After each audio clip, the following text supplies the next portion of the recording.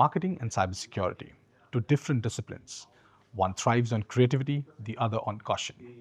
But at the intersection lies something common, something they both can't do without: trust. Hello, and welcome to Tech Intel Pro's exclusive dialogue with the leader who has been building the very trust for over 25 years. Today, we have with us Lisa Sim, VP Marketing Asia Pacific and Japan of Palo Alto Networks, to unpack what it takes to lead marketing in cybersecurity, an industry where trust is the linchpin. All right, Lisa, let's start from the top. Why marketing? Wow. Okay. So, look, I've always been fascinated, not just in marketing, but technology marketing in particular. I'm really fascinated about how we solve everyday problems using technology. And I've always thought it's such an incredible privilege to be able to educate people on how these innovations can help them. And marketing was just a natural, you know, area of attraction for me. Yeah. Fabulous, fabulous. So, what I see is that, two long decades in the ICT industry. So, how did your niche in cybersecurity marketing develop over Yeah. this period of time? Well, technology marketing has been a huge part of the focus of my whole career.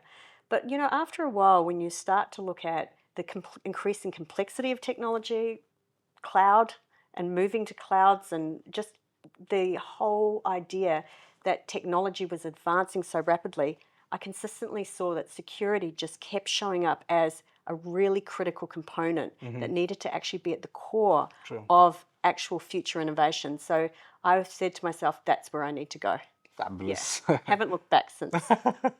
Good choice. So, Palo Alto Networks, the cybersecurity pioneer standing for secure. Simply, please unpack, it for our audience. I would like to Sure. understand more.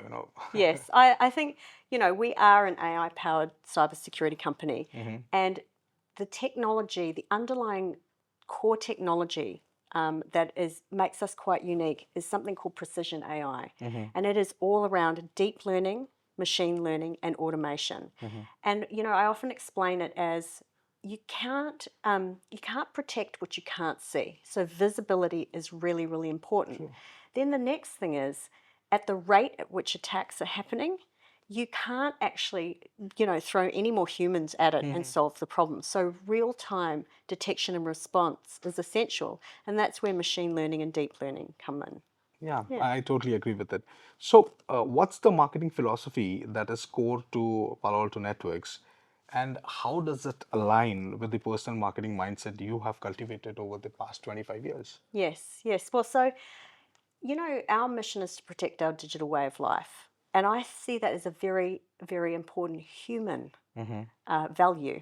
And I see it as a higher purpose. And it actually calls to me personally, because I think you want to do meaningful work. I think everybody wants to. And that's what actually keeps me here every day, is we have a huge sense of urgency around protecting our digital world. There is a lot that is threatening it, and every day that we can actually get ahead of it is a day where I feel very satisfied with my work. Yeah. Fabulous. So, you've closely observed the evolution of growth of the B2B landscapes, across Japan and APAC. So, how do the market forces behave in this region specifically? Oh, wow, goodness me. I feel like you can't get any more diverse than the Asia, Pacific, and Japan regions. Everything from the obvious, like language and cultural differences, all the way to different market maturities, different technology maturities, different levels of government support and regulation to actually help foster environments that are going to be able to embrace technology more, all the way through to geopolitical sensitivities. Yes. We couldn't actually ask for a more dynamic market, and I think that it actually encourages us to be very creative and thoughtful about how we show up in such a diverse region. Oh, yes, I love we it. are diverse that way. Yes, yes, Okay, so marketing, sales, and product, yes, often play the tug of war. yes, absolutely. How do you get everyone to row in the same direction while ensuring they attain their respective goals? Yes. Oh, look, I love this question. So, first off, I do feel that, sales, marketing, and product teams, there should be a natural tension. and it's okay. I think it's healthy. It gets us to be really thinking about what it is and to row in the same Oh, direction. yes. But where I see it as very, very important is the top down is the vision clear. That's the first thing. Then the second is going back to first principles. So when I'm talking to somebody in sales or I'm talking to somebody in the product team, before we can get aligned, I think we need to go back to the why. Why? What's your why? What's my why? And then how can we build from there? And then build a common set of language, a common set of purposes or goals, and we can go from there. But I also always say we have to quickly address misalignment if it gets created. Oh, But it's yes. a shared responsibility, I think, around finding that common thread of why. Yeah. I like that thought. I like that thought. So let's do Martech stacks now. Yes. Okay. So how do you go about building and refining your tech stack? Like what parameters, KPIs and outcomes, how do you decide on that? Yes. Well, I'll pick one. It's very hot for all marketers right now on the MarTech stack, and that is actually the AI adoption side of things and the roadmap into that MarTech stack. I completely agree on that. With the advent of AI, we see a lot of marketing teams doing that. Yeah. Yes. It's not easy, right? It's a very, very sensitive journey to take. So we follow really four core like principles in terms of phases. First one being the foundations, the building blocks. So that's actually the plumbing and the data that's going to be required to set the foundation for AI adoption, but also an AI usage policy. That sets up the guardrails and the what you can and can't use. Then the second stage is actually going forward and experimenting. You've now given people a set of tools to go do that. So marketers can then go, okay, I need to look at what's in my MarTech stack. Are we allowed to use it based on what the training models, what the LLMs are doing with the training data? Are they using our data? Is it leaving our four walls? They've got now a smart way to think and critique the tools that they'll use. From there, it's about expansion. So Okay. bringing in a role that will champion AI in the team, but also making sure that the adoption's now starting to get into everyday practice. And then the fourth and most critical stage is the transformation. And that's getting ready for agents. So agent-ready processes, agent-ready people, and agent-ready technology. And we're kind of at that point. But it's very, very sensitive, particularly from a security point of view. It's one of the most vulnerable stages. So, Lisa, as long as we are discussing AI, we would like to know your personal approach to it. Like, how do you wield AI for marketing? Yes, yeah, great question. So for me, I kind of look at AI being applied in three different ways into marketing. And I get the team to organize themselves around how to look at that as part of our roadmap. First one and the obvious one, which people talk about all the time, is the productivity. Yes. Right. So, for example, localization of web pages could sometimes take days. Now it's literally down to under an hour. Yeah. In terms of being able to apply different languages. So there's those quick win productivity gains that get had, and that's where people sort of go, oh well, that's what embracing AI is about, and I think that's where you build your confidence. But the more advanced area, which is where a lot of marketers are keen to get to, is actually in the transformation side of it, and that is where you start to see permanent change, strategic hiring of human beings, and then allowing to have them to have multiple agents help them get jobs done. Yes. So that's actually now talking about a digital workforce that augments the humans, and that's a big focus for marketing because that allows us to do things like hyper personalization at scale. To look at new customer acquisition at scale. It's a whole other level without necessarily adding significant investment. And Gen AI allows us to be able to do that beautifully. Yeah. And then the last one is around value creation. How it's not just about being faster and better, and it's not just about reinventing yourself, but how are you creating new monetary streams for your organization? And that's where the gold is at. And I think that's also where we're all headed to as marketers. Yeah. So it's kind of being resourceful in minutes. Yes, it's another one I'm going to take. Being resourceful in minutes. Love it. Right. So what's next? Say 10 years down the line, what does cybersecurity mean and what is Palo Alto's stance on it? Yes.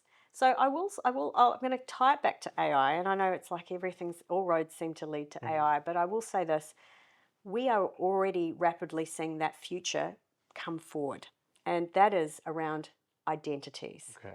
So now already we're seeing there are more machine identities performing digital work in organizations than there are humans. And that's only going to increase. And if you think about it, when you log on to the network and you perform your tasks, there are certain systems you're allowed to have access to. You know, you get your emails. You can go and be logged in terms of your activity and your behavior on the network.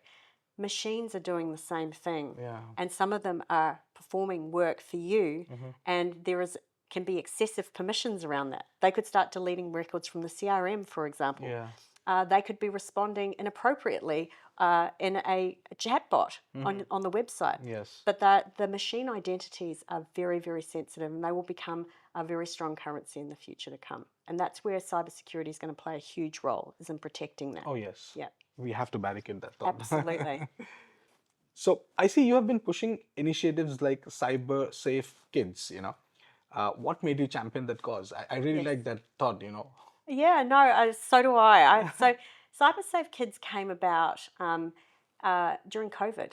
Actually, Okay. I was stuck at home, working from home with my children, and they were studying from home. And I was actually I'm from a city that was one of the most locked down cities on the planet. It went for it felt like many years, but it was hundreds of days, right? And I learnt during that time, I realised just how ill-equipped I was as a parent, but also the teachers from the school, how ill-equipped we were collectively as adults to create a safe place for our children in a digital sense. Yeah. And there they were, spent a lot of screen time, unsupervised engagement with games and applications. And I was just concerned for their overall health. And I realised we need to teach our kids the life skills, the digital life skills, so that they can ensure that they look after themselves and the people around them. And so we developed some free learning resources. And we just started to literally promote them so that people would know that there's free resources available to them for teachers and parents to impart those lessons to these kids. Yeah. Fabulous. That's a great thought, you know. That's a great move. No, it means a lot. Yeah. So when you step away from KPIs and campaigns, what's the personal why that keeps you inspired to lead Palo Alto Networks? Oh goodness. There's a lot of work to be done every day Okay. to literally protect this world. You know, there's been for forever, since the beginning of time, a strong sense of danger around physical security. You know, Okay. and a lot of that is now also shifting into the digital space. You know, you think about the crimes, the attacks. You look at the impersonations. You look at the misinformation, disinformation, all these things that go on that often catch people at vulnerable moments, put people who are often innocent in difficult positions where they make a mistake, and that can lead to big repercussions. Yeah. And I think for me, I feel like I need to be a part of protecting that.